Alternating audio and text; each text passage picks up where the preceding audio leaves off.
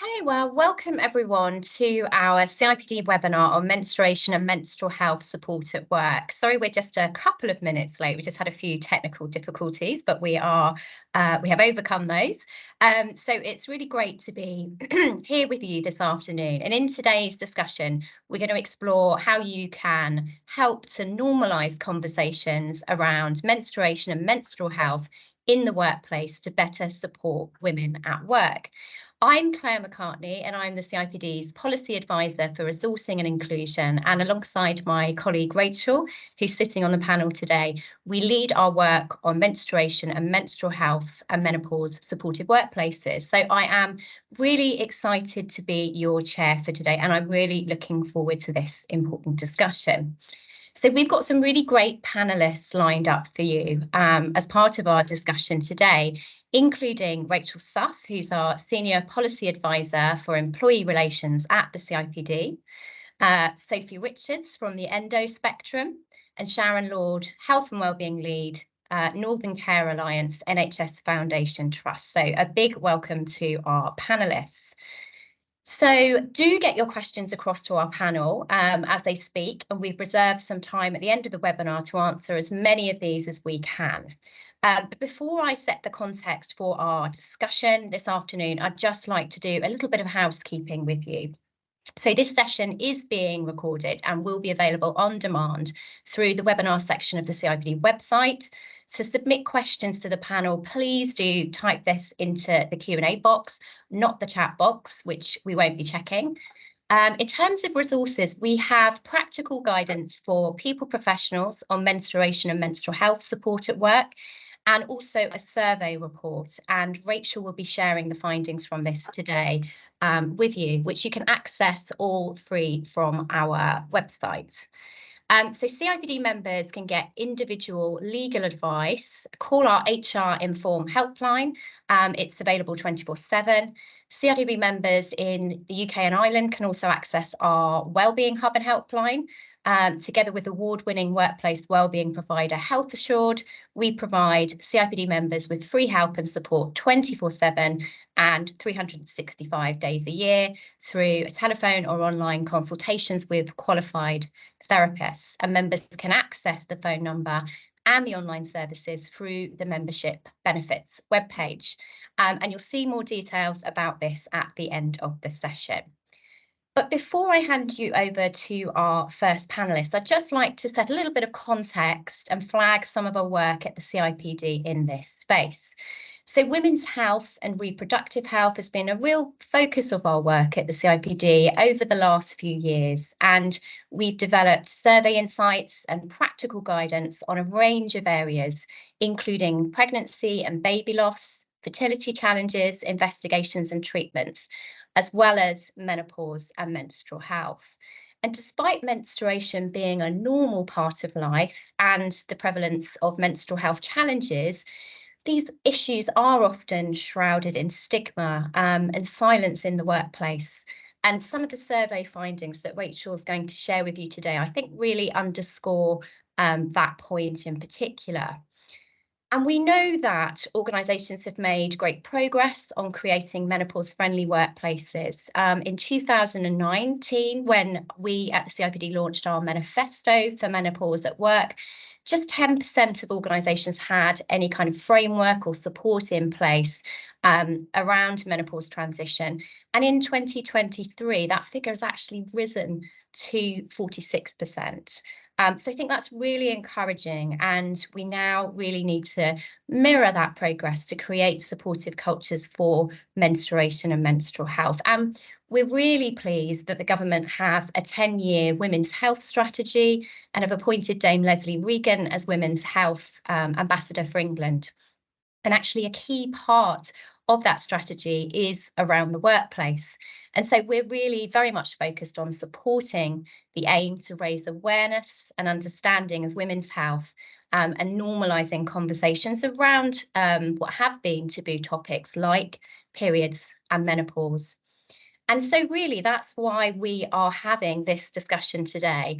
And that's why we launched our menstruation and menstrual health findings just actually a couple of weeks ago in Parliament, supported by Carolyn Harris MP and Helen Tomlinson, who's the UK menopause champion, to really try and place a spotlight on these important issues. I think it's also really encouraging to see that the Women and Equalities Select Committee are currently hearing evidence on women's reproductive health, with recent evidence being given from broadcaster Naga Manchati and also Vicky Patterson about their menstrual health conditions and experiences.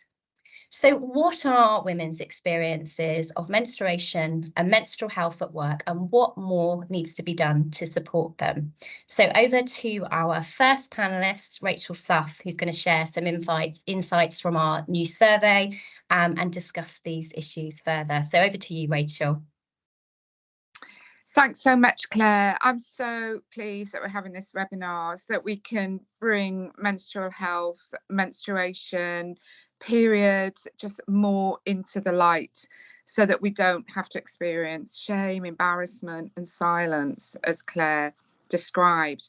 And yes, as Claire said, we've done great work, many of us, to bring menopause transition more into the light, and that's exactly what we want to do with menstruation and menstrual health. But yes, current provision is at a very low level. And on the next slide, and even the next one, actually, we can see from our health and wellbeing survey, I don't think you can make out all these figures on the graph, but our annual health and wellbeing at work survey report with Simply Health shows that, as Claire said, support and awareness, provision in workplaces around menopause has really risen.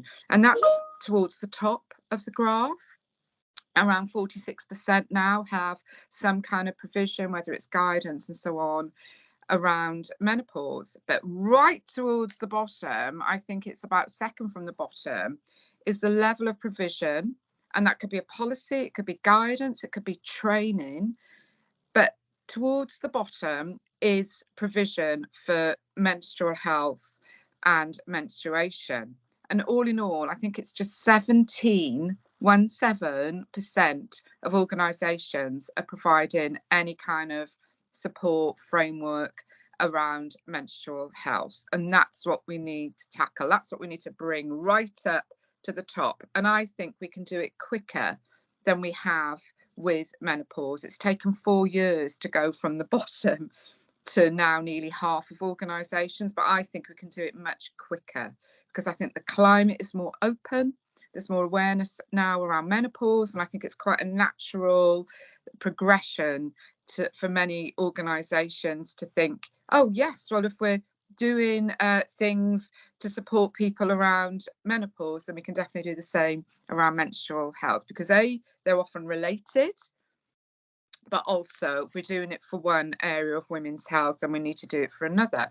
So in terms of the specific survey that we carried out that Claire has mentioned, we wanted to understand more from people like ourselves with lived experience. So on the next slide, you can see that we published this report. It's a survey report of over 2,000 women aged 18 to 60 who currently or have previously menstruated while in employment. We published that research last month in Parliament, and the aim was to really understand what are your experiences of menstruation and how do these experiences interact with your relationship with work. On the right hand side, you can see one example of the media coverage. This is The Guardian that we had at the time, because I think awareness of the issue in terms of society more generally is starting to increase. And we were really pleased to see our report covered in Guardian and other media outlets as well. And just at this point, for clarity, I just want to explain what do we mean by menstruation and menstrual health, because I wasn't fully clear when we started this project. So menstruation, as I'm sure most of you will appreciate, is that monthly period when bleeding occurs. Menstrual health has broader meaning, and that recognises that whilst menstruation is a natural bodily function, some people might experience physical or mental health symptoms and challenges linked to menstruation. So that could be painful, heavy, irregular periods, which I've definitely experienced, but also premenstrual syndrome, PMS. Yes, I've also experienced that, but also through to more serious diagnosed, or sometimes they're not very quickly diagnosed, chronic health conditions linked to menstruation, such as endometriosis, polycystic ovary syndrome. And I'm really glad that we've got Sophie here to talk more about that side of things. But some of these conditions, and I didn't realise how many there are, they can have significant impacts, can be very debilitating in terms of how you carry on your daily life, but also work. They can also interact with fertility issues as well. So moving on to some of the findings, what we find is that amongst our sample, those 2,000 working women, not surprisingly, the majority, 8 in 10, have experienced menstruation symptoms. And I'm sure many of us can identify with many of them: abdominal cramps at the top, feeling irritable, fatigue, bloating, low mood, but many and varied. And I think I could tick off quite a few there. And then also delving into more that relationship with work, what we find is that the majority, again, of those experiencing symptoms with their period, around 7 in 10, report a negative impact on work. And again, that's not surprising, because if you're experiencing just one, let alone several of these symptoms on a regular basis, they can really interact with your concentration levels, feeling more tired, ability to perform at work, less able to concentrate. These were some of the insights that came through to us. So this is really why menstruation and menstrual health are most definitely workplace well-being concerns. And then if we move on a bit, another really interesting theme that came through the research is that over half, understandably, were unable to go into work at some point because of the impact of their symptoms. But even more interesting, I think, but not surprising again, is that around half were never able to tell their line manager that the reason for their absence was related to their menstrual cycle. And I've got to be honest, I think on the odd occasions where I wasn't able to go into work, I don't have regular periods anymore because I'm menopausal, but I don't think I've ever shared myself the reason for the absence. So that underlines the big taboo. When we ask people why not, you can see here the main reasons that people didn't feel able to share was they felt the reason would be trivialized, they'd feel embarrassed, or that they preferred to keep the matter private, which again is completely understandable. And I think at this point, it's really worth saying that when we're talking about health and wellbeing issues that can seem very personal and sensitive, like menopause, like menstrual health, where some of the symptoms are very intimate, like heavy bleeding, then nobody should feel compelled to talk about them and share. I think there will always be people who won't feel quite comfortable enough. You know, myself, I've got a line manager who is male. I've had a relationship, a working relationship with him as my manager for 10 years. It's a great relationship.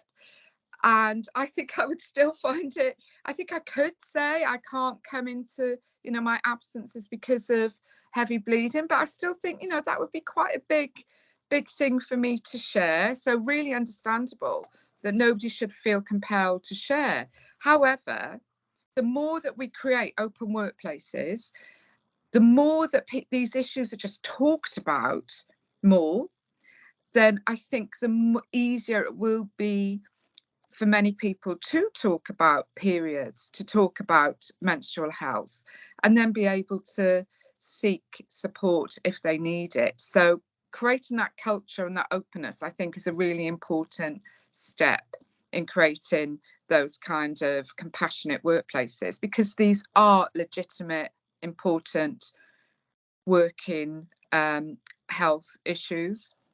So what we also find, to underline that point, is that employees do want support, and it's been a theme coming through all of our research really around fertility issues, pregnancy loss, all the sort of issues that Claire mentioned, also around menstrual health.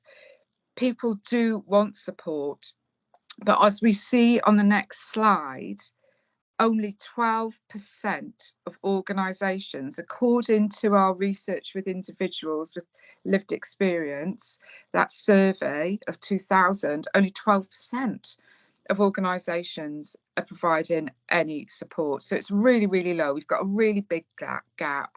And what we can see as well from our research is that providing that workplace support makes an enormous difference to people. It normalises it, it takes away the embarrassment, the shame, it tackles the stigma. But also what our research found was that those individuals who received support were significantly less likely to say that their menstrual health symptoms were negatively impacting their career progression.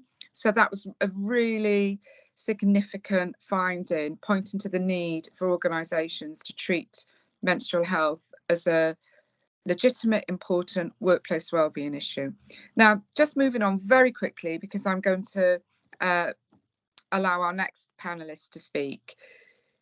Our guidance is on our website. It's there to download for everybody, and it will have much more detail on how organisations can best promote good menstrual health and support more awareness and that open culture at work. So there's a lot more detail on our website, but I just wanted to outline some key principles, and this is based on our research with women experiencing menstrual health issues, and also great organisations that we worked with as well. And I think I've talked quite a lot about that first sort of banner, which is around building that open and inclusive culture where we can talk about periods and share experiences and access support.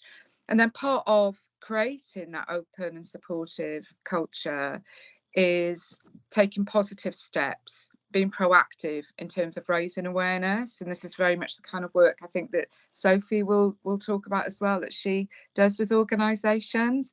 So how to make that a reality. But it's about breaking down that stigma.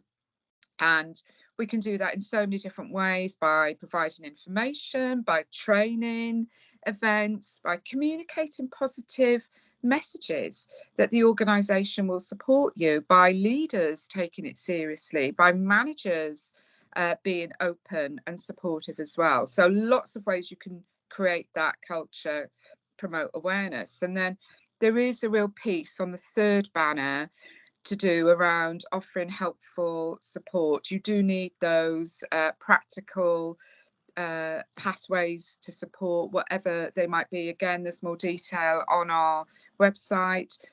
Does your absence management policy, for example, provide enough flexibility and responsiveness around taking time off for menstrual symptoms? So do you penalise, for example, if somebody is genuinely saying they've got a menstrual health issue and they don't feel well enough to work? It would not be helpful, and it would be an additional stressor to use a trigger system in that situation. So it's thinking through what policies you provide already and making sure that they're supportive and take on board the impact of menstrual health issues. And then line managers are so important. The final banner, providing training, but also making sure that they're confident, they're not embarrassed, they know what support and policies could help people experiencing menstrual symptoms, because they really are a gateway in that respect. So very important that they can bring that compassion and sensitivity to conversations with people in their team. And now I'm going to hand over to the next panelist. That finally is a QR code. So if we leave that there for a second, that will take you through to our resources around menstrual health and menstruation. Brilliant. Thank you so much, Rachel. I think a really good overview there, and some really strong statistics about the impact of menstruation at work, but also some of the practical, helpful things that organisations can do to properly support employees. But I think we'd probably all agree that quite a bit more work is needed in this space.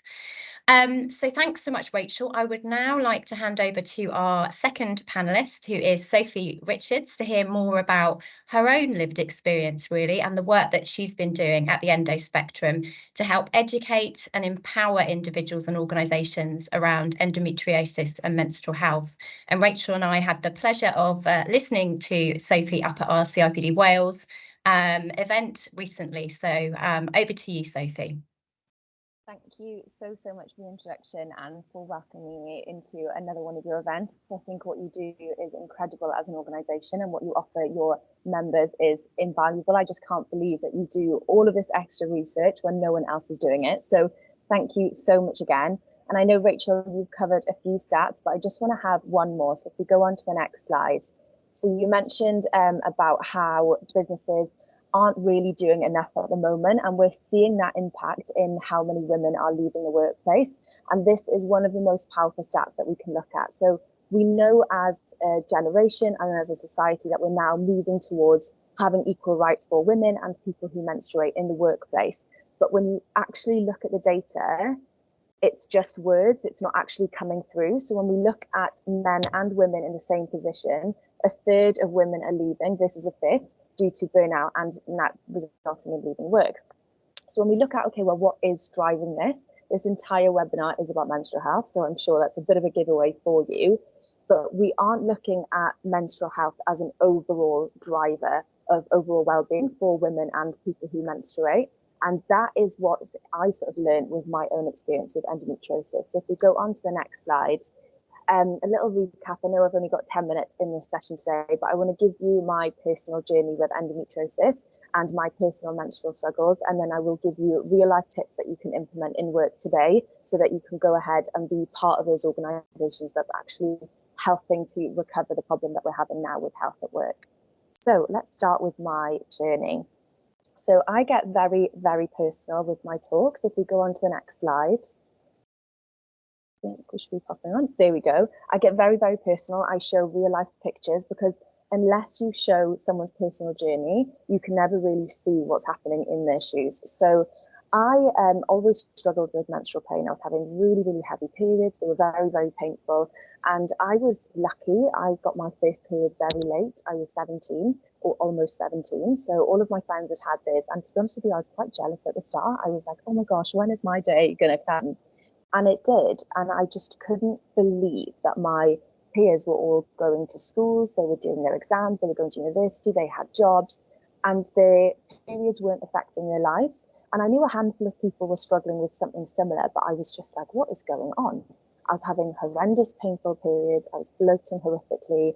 I had raging acne, you can see on the screen there, chronic fatigue. So I was 17, 18, 19, having to take 2-hour naps in the middle of the day when I'm supposed to be sort of in my prime time. I knew something was wrong, and I had horrific food sensitivity. So you can see the bottom two pictures.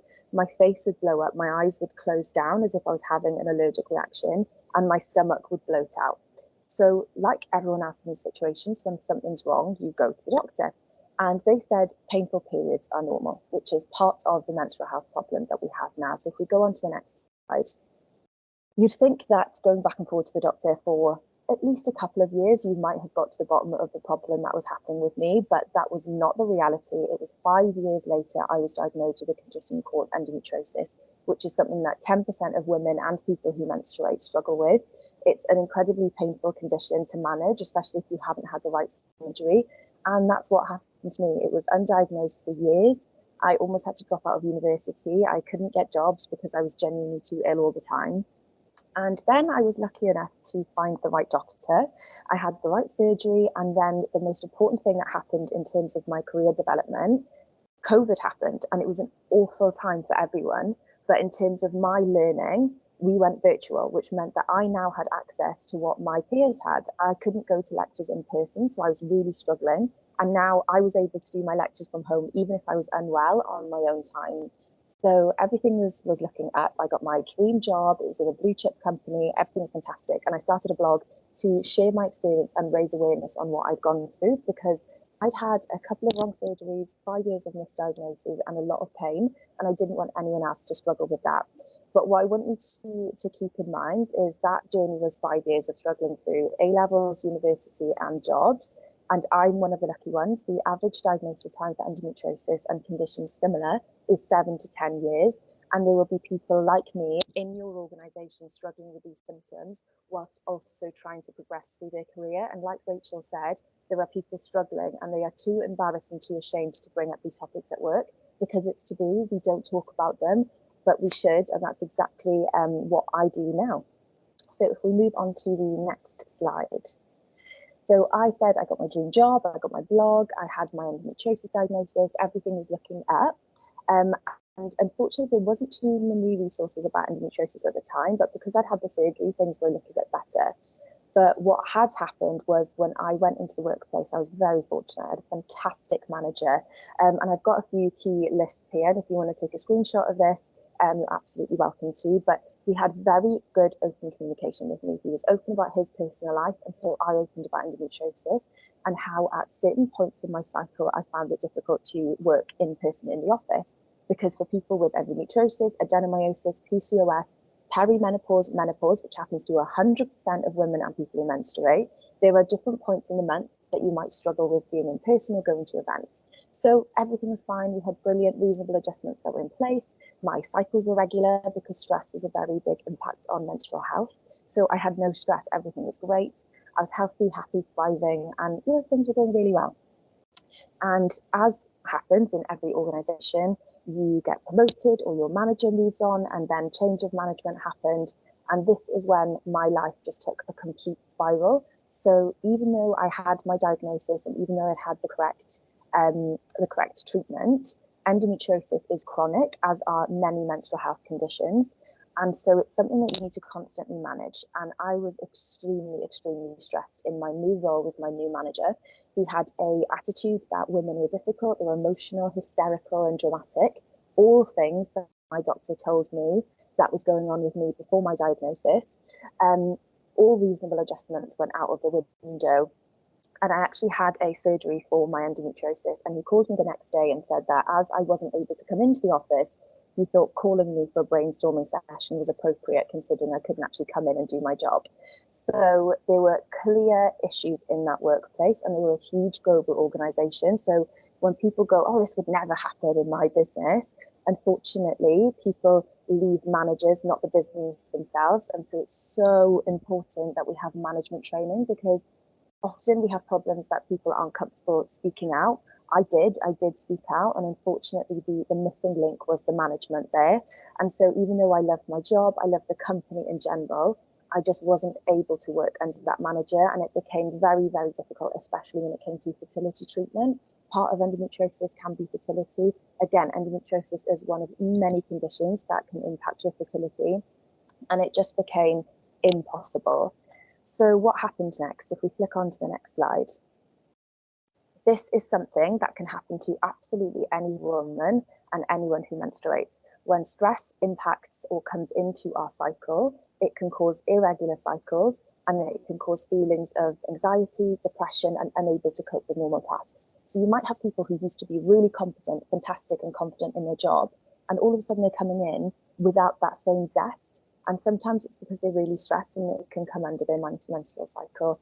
I wish we had more time to cover this properly, but if you'd like to, you can get in touch later and we can do that in a separate occasion.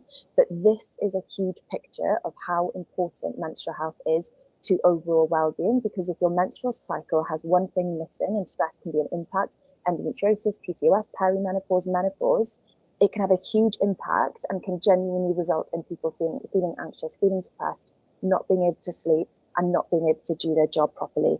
People aren't educated on this in general. We were never taught this in school, let alone in businesses. And now we have an opportunity, because it's such a more open work dynamic place, we can do this now at work and support the women that we have in the workplace. So if we move on to the next slide. There we go, perfect. So when I had this experience, I mentioned I'd started a blog to raise awareness on endometriosis. And I thought, well, I want to share my experience at work with people. And I said, could someone let me know if they've had this experience? And bearing in mind, just to give you some context, I would get maybe 20 to 30 messages every day on my Instagram blog. In 24 hours, I put this story up, and within 1 hour, I had almost 600 messages saying all of their experiences that they had. And unfortunately, only about 5% of those were positive. So I thought, is this anecdotal or is there data to show this? And this is where the CIPD has come in with this phenomenal wellbeing survey report. And there were a few key pieces of data that I want to pull out that supports what people were telling me as well. So if we go on to the final slide. Brilliant. So 43% of businesses said that they didn't have the line manager skills or the confidence to support their employees at work. However, there's a huge opportunity to actually boost employee engagement. So that is why I have developed the End of Spectrum, which is a menstrual health wellbeing consultancy where we attack these two things. We give employees the tools they need to work with their menstrual cycle, whether they're menstruating, so they're typically in their younger years, perimenopause or menopause. So we educate on what happens to your body so that you know what's going on and you can feel like you have a little bit more control and tools. But from a management side, actually understand how you can support your employees in an appropriate way, because like you can see in the bottom pie charts, on the right hand side, we can see that 15% of companies are now sort of looking up and realizing that menopause is something that we need to adapt for in the workplace if we want to keep our valuable female and menstruating population. But only 4% are looking at menstrual health. So when we're talking about the endometriosis, the adenomyosis, the PCOS, and all of those other conditions, we're not really doing it at work, and we need to. It's just as important as menopause. So if we move on to the next slide. These are the things that you can do right now at work. Again, you can take a screenshot of those, and that is just the tip of the iceberg. It's the open communication. Stop guessing and ask your employees what they need. Having easy access to toilets. A third of women struggle with incontinence. So yes, easy access to toilets is something that people really, really need. Flexible working, bringing external speakers in. This is what I do full time now, because I know that not everyone is comfortable having these conversations at work. 92% of employees do not feel comfortable opening up to their colleagues. So having someone come in and break that ice for you can be really helpful. And things like pain relief, standing desks. I can't sit down all day, otherwise my endometriosis flares. So for me, I have to have a standing desk. And you can see in the corner here how much it can cost you not doing these things in the workplace. Period Sigma costs UK businesses $6 billion per year, and that continues to grow. So if you are interested in doing more menstrual health in the workplace, if you go on to the final slide, all of my contact details are on there. Please do get in touch. I love it. It's my absolute passion. I do it all day and every day, either on a one-on-one basis with people or in a B2B corporate setting. So please get in touch. We can have a chat and hopefully book in a call. Brilliant. Thank you so much, Sophie. I think really great to hear about all the active work that you're doing in this space, also sharing your own experiences. It's so educational, I think, and you're really inspiring. So thank you so much for that.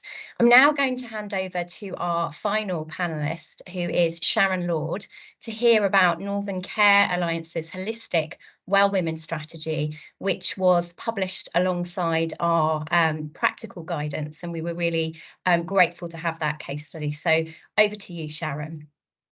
Oh, thank you, and thank you for inviting me today to share our journey. Really, I've just popped in the chat the case study actually, which people can read about. I'm going to be presenting what we're doing now from the organisation's perspective. If you want to go on to the next slide, I just want to put it into context first of all, though, because the Northern Care Alliance it's a huge NHS organisation. There's 22,200 colleagues who work within the organisation. So really from our approach to improve our women's health and support around women's health, we needed to make sure that it was recognised. So we already have a health and wellbeing programme in place called SCARF, which is our overarching wellbeing initiative. And actually, that means anything that we develop, we develop under the branding of SCARF, and that's really important because our colleagues now know where to go for that health and wellbeing information. And that's really key from an organisation's perspective so that colleagues know where to go, and also to make sure that the communications and the marketing around any kind of initiative that you're doing is robust and comprehensive, so people can get to the support that they need, which I'll describe in a little bit. Next slide, please. You. So under our SCARF programme, just to kind of let you know, we have a support folder, really comprehensive support folder, which now our Well Woman strategy sits in. So that is sent to all of our colleagues across the organisation, so that it's, you know, a key again that people know where to go and how to access that information. We have an intranet page that's specific to SCARF, and you can see on that middle graphic there on the bottom, that green S, so that's our SCARF tile, and that's our landing page on our intranet. So obviously, you know, really championing our wellbeing programme within the organisation. Next slide, please. Thank you. So last slide around SCARF, really, as you can see, it is really comprehensive, it's holistic, and it's broken down to different sections so people know how to navigate to what support is available. So obviously our Well Woman strategy now has its own tile, because we felt that that needed its own tile within our SCARF pages, so we direct people to that area on the intranet. So that bottom part of that slide there is just showing that we actually my team is kind of responsible for developing new policies around anything to do with health and well-being. And as part of our Well Woman strategy, we have developed a number of policies. So we've developed an endometriosis and menstrual health policy, which is about to go for ratification, which is absolutely amazing. We have a new pregnancy loss policy, a new fertility support at work policy, and obviously a menopause policy as well. And on the back of the menopause policy, we wrote our reasonable adjustments policy. At the end there, in the orange square, it describes a wellbeing and attendance management policy, so a new policy that we're launching in January. And just going back to what was said earlier, so that policy is removing triggers. And in the training for that policy for managers, we've got a case study around endometriosis and menstrual health as well. So in that case study, it actually describes how a colleague was poorly managed under the old policies, and how actually they could be managed under the new policies. So a really supportive approach and champion our Well Woman strategy, really. And that training will be delivered to all our managers. Next slide, please. Sorry, Claire. Thank you. Okay, so just delving into our Well Woman strategy a little bit more then. So what we did, we developed a Well Woman strategy group. So there was over 40 of us who got together from all kind of staff groups, HR, staff side, EDI, to really kind of collaborate and co-create what we wanted to do around our Well Woman strategy. And this driver diagram kind of describes the outcomes of that strategy group, and we have our primary drivers where we wanted to put our main focus on. So they were the areas that we wanted to do, and that was around making sure that we had the right information, the right support. We were providing information and training of having meaningful conversations around women's health and women's health concerns, the right policies and guidance in place, and a really good, strong communication and marketing to get to our colleagues because we're such a big organisation. Next slide, please. Thank you. Okay, so what we've done to date is that we have trained a number of menopause advocates and endometriosis champions by some key external organisations to our organisation, so Endometriosis UK and Henpicked, and we have developed our in-house awareness sessions that are now running with the menopause awareness sessions we started, I think, in March, and our endometriosis we started in October. With the menopause, we've been sold out since we launched, which was absolutely fantastic, and we've now rescheduled for 2024. So there's obviously a real interest there. We want to do some more work around senior managers accessing that training now, and maybe male colleagues as well. Not to say that we don't have any male colleagues joining the training, but we'd like to kind of promote that a little bit more with our male colleagues. We also commissioned MIST from our from pregnancy loss awareness sessions, and Fertility Network UK as well to come and deliver awareness sessions. So they've been running throughout 2023. So we have the policies in place, which I've already discussed, and we've got our intranet pages. And our intranet pages are showing us that you know, a large number of people are accessing that information, which is really key, isn't it? So we have different areas for those 4 areas of concern on the intranet. There's lots of resources on there, lots of support, helplines, you know, ability to join kind of chat groups and so on. And we engage with MNU to do this case study, really.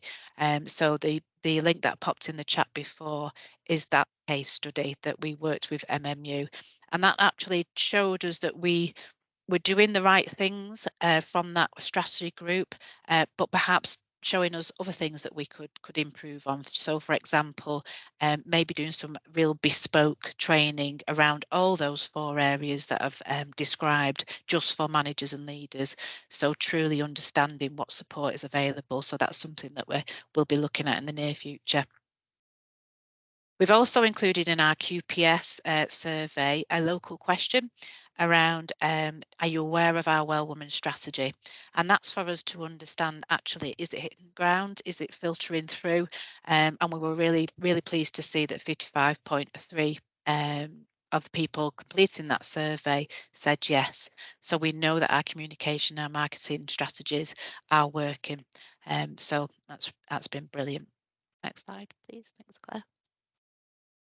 Okay, so that slide's just showing the partners that we've worked with. So Endometriosis UK, Fertility Support, Fertility in the Workplace, Hempicked, MIST, MMU, and Unison. So just giving a little nod to our Unison colleagues within the NCA who enabled Unison to commission our menopause part of our programme.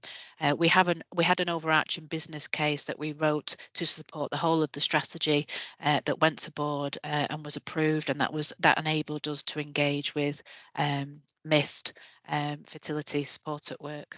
But just a thank you to Unison as well. Next slide, please.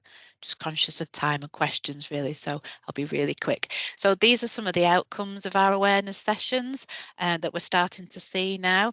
I think that might be the old slide. Sorry. Let me just.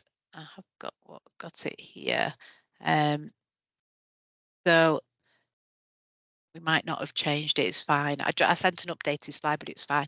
So I'm going to read off mine. So with the menopause, we've completed 14, and within that training, the feedback has been phenomenal.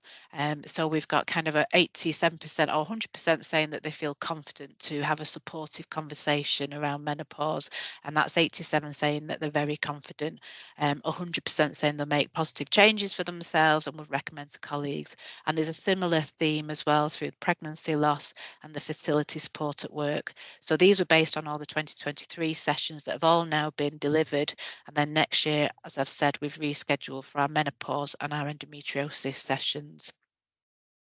Our next steps are to be focusing on domestic abuse and sexual safety within the organisation, and we're working with colleagues around the Sexual Safety Charter, and we've started a new parent support development group as well. So how can we support our colleagues through the journey of becoming a new parent?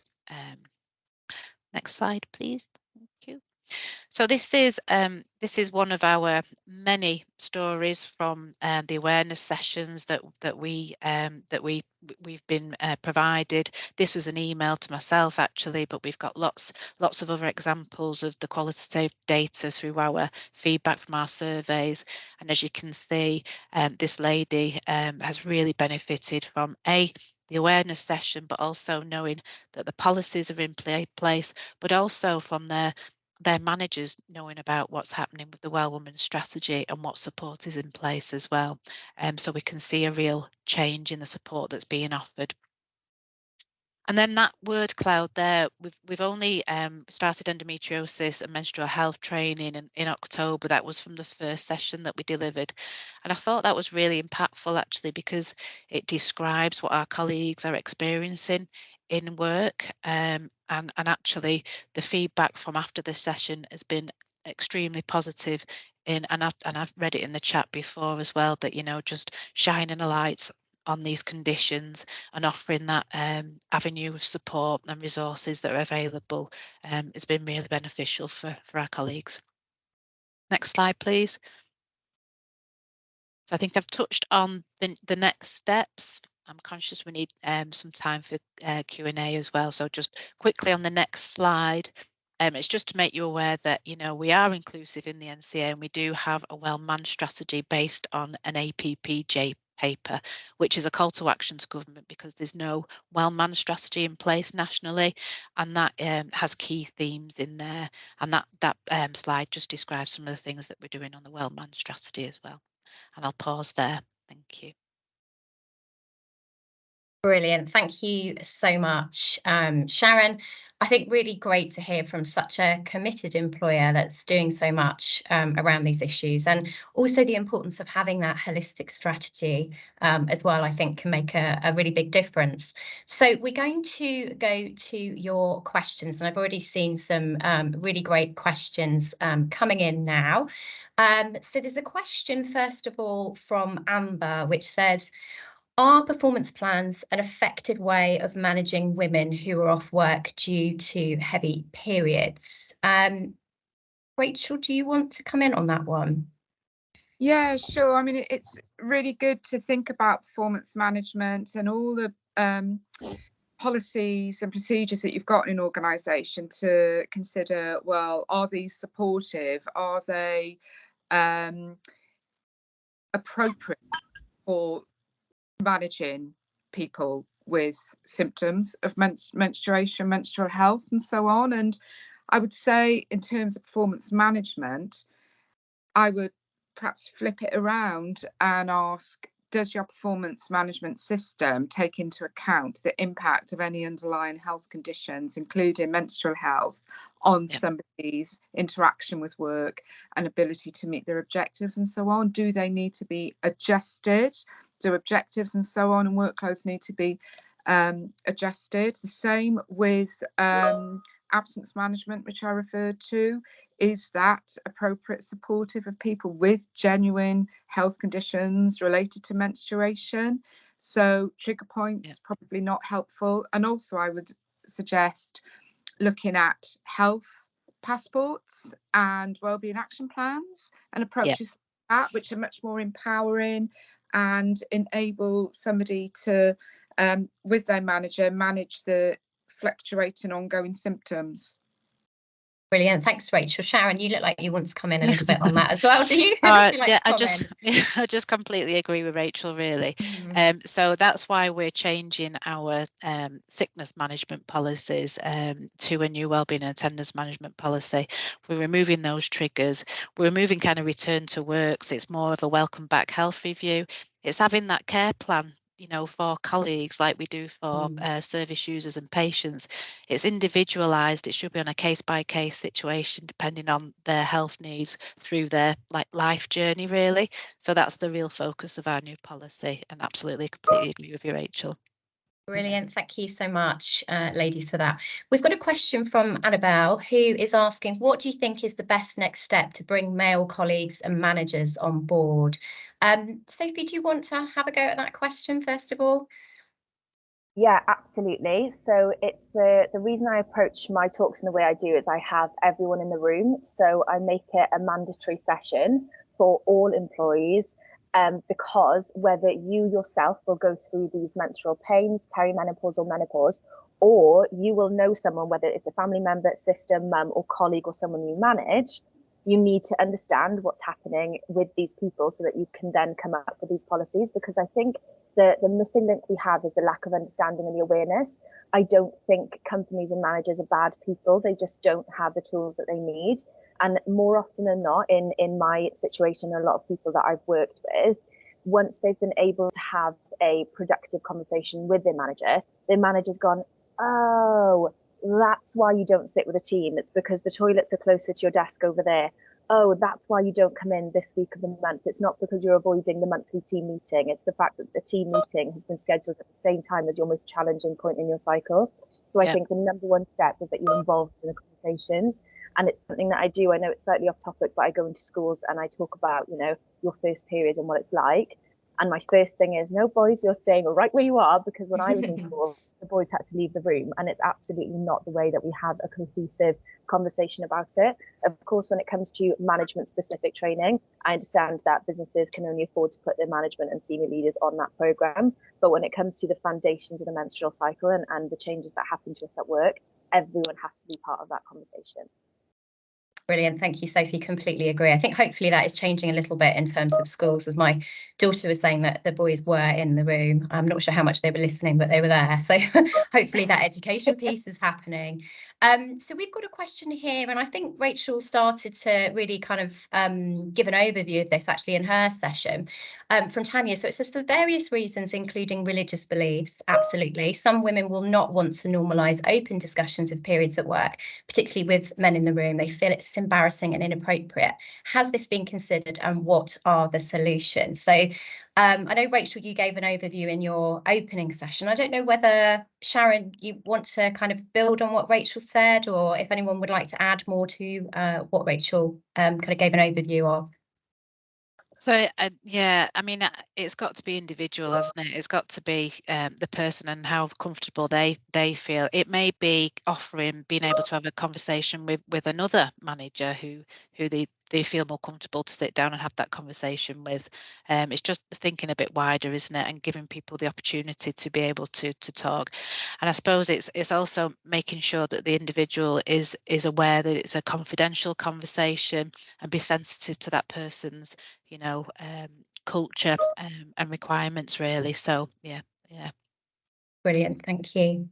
Okay, and also a question from Tanya around, are there dangers with blurring serious menstrual health conditions like endometriosis with milder period symptoms that most or all women will experience? So just wanted to get your thoughts really on that from the panel.